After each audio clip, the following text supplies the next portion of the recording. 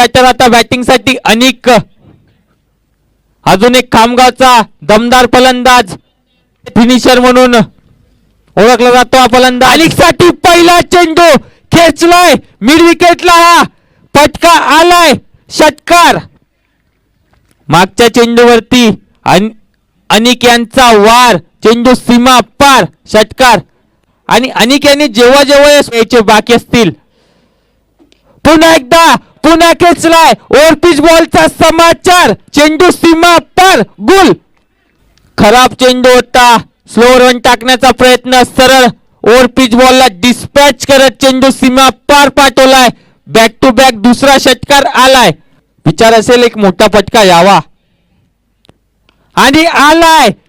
हापम पूल करत चेंडूला गुल केले, सीमा पार, सक्सेसफुल या षटकार.